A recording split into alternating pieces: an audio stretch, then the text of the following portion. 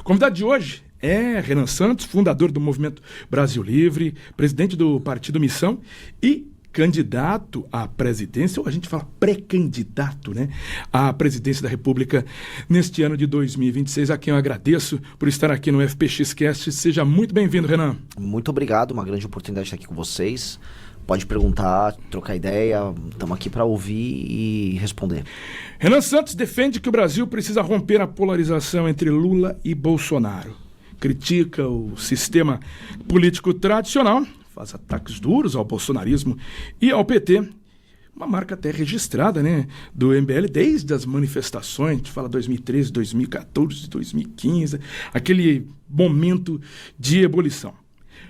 Renan, eu ia começar de uma outra forma, mas o cenário que se apresenta justamente neste dia em Brasília ou no país é de uma erupção vulcânica com a prisão, a nova prisão de Daniel Alvorcaro do Banco Master nesta quarta-feira.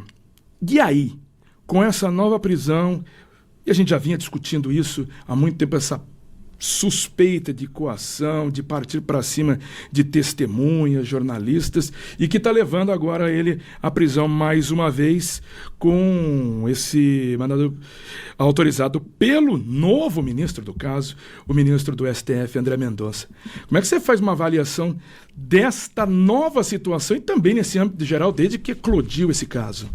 Bom, vamos lá. André Mendonça, ele assume o caso no lugar do Dias Toffoli e ele promete andar com o caso. A gente sabe que ele não vai conseguir andar com o caso completamente se não houver um consenso do STF, né, como um todo, que envolve alguma medida de proteção dos outros amigos ali que também estão envolvidos, maiormente o Alexandre de Moraes. Esse é o primeiro ponto. Mas o André Mendonça tem uma intenção que eu considero verdadeira em andar com o caso. Essa operação foi autorizada, né, ou seja, ele autorizou a Polícia Federal, a pedido da Polícia Federal, dado que haviam ameaças explícitas à integridade não só de jornalistas, mas de desafetos do senhor Daniel Alvorcaro. Eu quero ver a lista completa de desafetos, porque quem estava falando do Daniel Alvorcaro ali no final do ano passado não era tanta gente, não só do Daniel Alvorcaro e do Fabiano Zetto.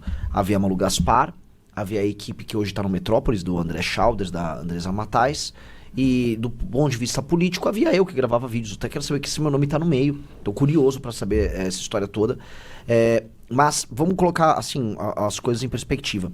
Se o Daniel Alvorcaro realmente pagar pelos crimes e não pagar em conjunto com seus parceiros de negócios, imagino que ele vai delatar todo mundo, tá? O Daniel Alvorcaro, no fim do dia, ele não tem nenhum grande compromisso em não abrir a boca. Pra gente entender, o José Dirceu não abriu a boca sobre o Lula quando foi preso.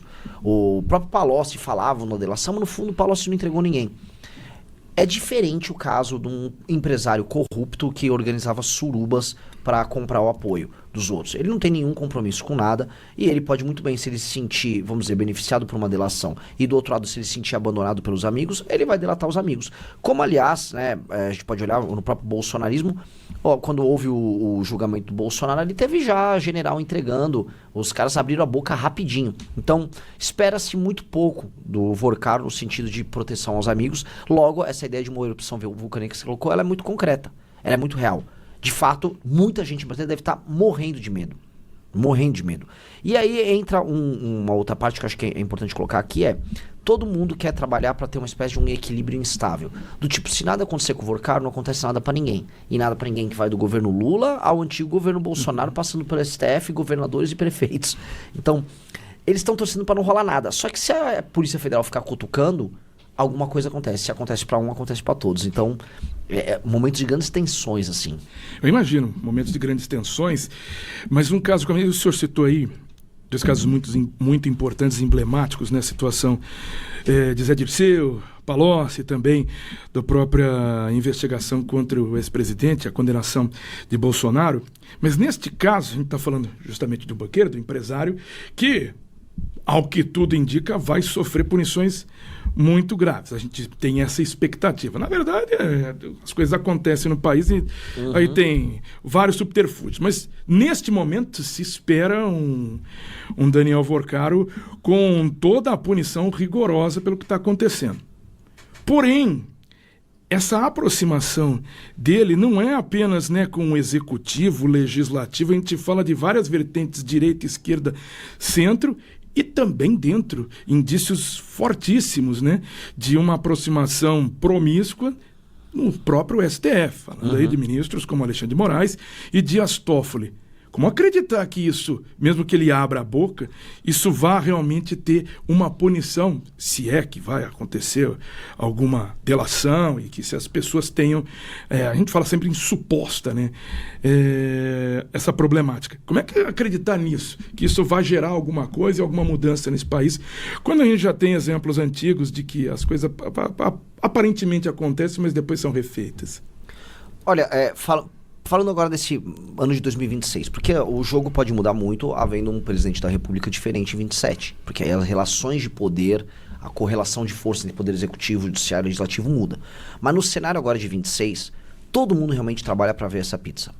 Por exemplo, quando afastaram o Toffoli do caso, eles afastaram ele com o seguinte objetivo: o Alexandre de Moraes articularia, junto com o Senado, um abafa em qualquer ideia de CPMI que envolva isso, e uma abafa até na operação, do tipo, some com essa história, vão-se os anéis, ficam-se os dedos, do tipo, perde o espaço do Toffoli no caso, beleza, Toffoli deu ruim aí pra você, um ou outro sofre um pouco, mas no geral todo mundo escapa. O plano era esse. Entretanto, esse tipo de coisa, uma investigação, ela é como se fosse um ser vivo. Ela tem desdobramentos que ninguém consegue controlar. Esse é o desdobramento de hoje, ninguém consegue controlar. A partir do momento que a imprensa se sente ameaçada e coagida por, vamos dizer, um grupo de gangsters, que era o caso do Vorcaro, isso tem outras implicações, porque mexeu com a imprensa não está envolvida no caso. E essa é uma coisa boa. A imprensa está, vamos dizer, contrária ao Daniel Vorcaro, e a imprensa quer pegar. Isso inclui, inclusive, a Rede Globo. Outros que estão, basicamente, muito indignados com essa história são membros do sistema financeiro. Então, de um lado, a gente fala, bom, beleza, o STF quer proteger. Só que não é que agora tem a direita contra o STF. Não, a gente está falando de banqueiro, a gente está falando de Rede Globo, a gente está falando de praticamente todos os grupos de mídia no Brasil. Todo mundo está começando a ficar cansado disso. E isso também é ruim para os negócios, no sentido de que o Brasil perde qualquer credibilidade, porque não há mais, se nada acontecer, não há mais o famoso rule of law. O Brasil não tem, vamos dizer, um sistema jurídico minimamente previsível. Então, eu não quero ser otimista aqui, mas eu acho que, vamos dizer, eles não têm como controlar muito esse processo. Isso que está saindo hoje gera uma prisão nova do Vorcaro, e uma prisão nova do Vorcaro gera novamente o medo da delação. Isso é muito instável. O primeiro que ele delata pode abrir a delação de vários outros. Basicamente, vou dar um exemplo. Se ele delata o Ciro Nogueira, vou dar um nome bem claro. Delatou o Ciro Nogueira, se o Ciro Nogueira abre a boca, cai a República. O Ciro Nogueira tinha negócio com todo mundo, inclusive com o ministro do STF. Então, é muito instável. Eu tendo a achar que é muito difícil segurar essa instabilidade.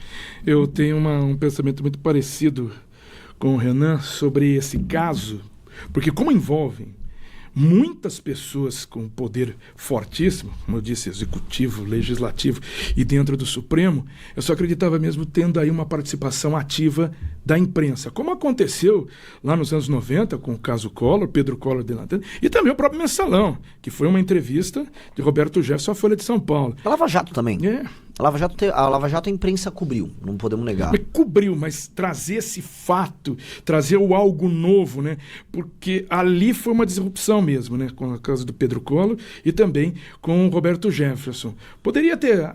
Vamos segurar um pouquinho, vamos fazer... Ali não, aí vem alguém falando, não, eu fiz isso, eu cometi, e agora vai aparecendo essas coisas dentro da própria imprensa, porque senão eu não tinha muita esperança de que isso fosse ter uma evolução. Posso te falar, assim, conversando com jornalistas envolvidos, conversei com muita gente do mercado financeiro, há um interesse muito grande por parte dos grandes bancos brasileiros e por parte dos grandes grupos de mídia brasileiros em andar com isso. Todo mundo sente que a coisa cruzou muitas linhas. Muitas linhas. Sabe por quê? Há uma elite no Brasil. A gente não pode fingir que não existe uma elite. A elite passa pela Rede Globo naturalmente, passa por grandes membros dos bancos brasileiros, da elite paulistana e uma parte da elite do Rio de Janeiro, com certeza. Essa elite sente que manda assim. O Vorcaro, ele foi um intruso na elite. Ele foi um intruso e foi um intruso muito rápido. E ele entrou rápido e ele bagunçou aquilo muito rápido e bagunçou os negócios deles muito rápido. Aí você fala, Renan, seja claro, vou ser bem claro. O Vorcaro atrapalhou os negócios do Banco Itaú. O Vorcaro invadiu a seara do banco BTG Pactual. Ninguém faz isso impunemente no Brasil. E aí você começa a mexer com os elos e conexões. Ao mesmo tempo, todo mundo começa a perceber, nossa, tá todo mundo comprado. E aí, mesmo dentro dessa elite, já existe algum senso de responsabilidade. Algum. É mínimo o senso, mas existe algum. E ela começou a tomar lado. Então, há um bloco na elite que começou a brigar com outro bloco. É o famoso guerras entre elite. Guerras nas elites, existem muitos termos. A gente falava em guerra em Roma, é uma guerra que havia na elite romana. As guerras palacianas que a gente sempre fala, que existem em filmes históricos e tal, são guerras que existem entre membros de facções diferentes da elite. Hoje a elite brasileira está dividida. Isso é uma notícia boa, porque a gente tem que se aproveitar dessa briga, botar eles para brigar e quebrar quem tá, vamos dizer, gerando maior dano hoje pra gente.